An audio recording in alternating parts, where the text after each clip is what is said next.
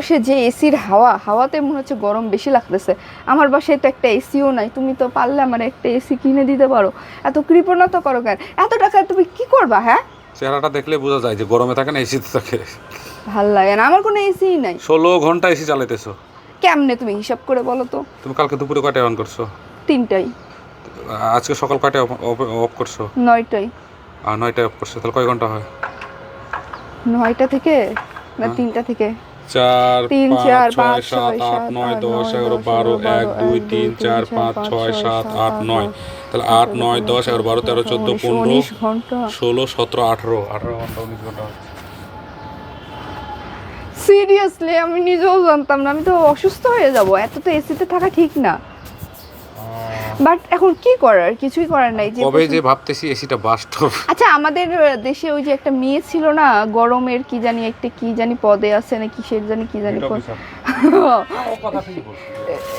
সে যেগুলো বলছে না আমার কাছে অনেক ভালো লাগছে, আসলে লজিক দিয়ে কথা বলছে। এখন তার কি করার আছে? বাসায় বাসায় গিয়ে মানুষ করবে, মানুষ হলো আমরাই তো সচেতন না, আমরাই তো আমাদের গাছপালা কেটে বিল্ডিং বানাচ্ছি। আমাদের মানে আমাদের আশেপাশে কে কয়টা বছরে গাছ লাগায়, এইটা কিন্তু আমরা কেউ সচেতন না।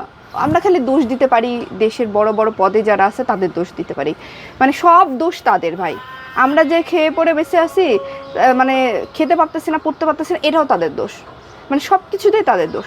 এই যে তারা দাম বাড়াইতেছে, এটাও তাদের দোষ। আরে ভাই, দাম বাড়াইতেছে, এই টাকাটা কারা পাইতেছে? তারা পাইতেছে নাকি যারা দোকানে বিক্রি করতেছে তারা পাইতেছে? কিছু মুনাফা তো তারাও পাইতেছে না।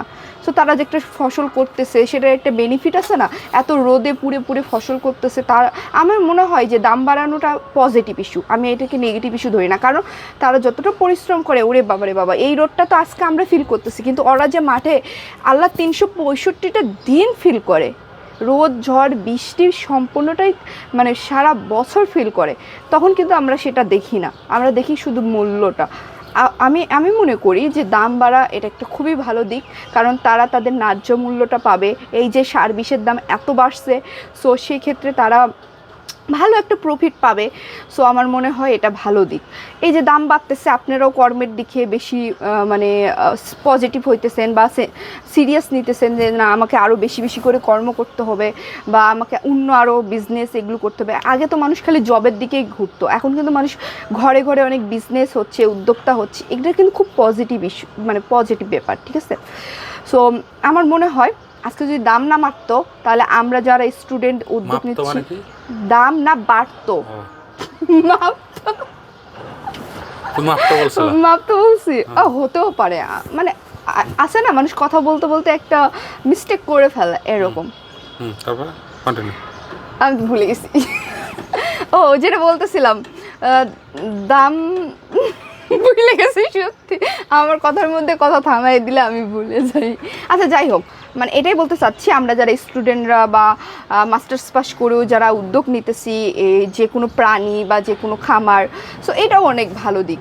আমরা যদি সারাদিন যদি জবের পিছিয়ে না ঘুরে যদি এই ছোটো ছোটো উদ্যোগ থেকে একটু বড় উদ্যোগে যাই, তো এটা খারাপ কিছু না। তো এটা তো আমাদের দেশের জন্যই হতেছে। যেভাবে জনসংখ্যা বাড়তেছে, অন্তপক্ষে তো খাবারের যে যোগানটা সেটা তো আমাদের দেশ থেকেই হতেছে, তাই না?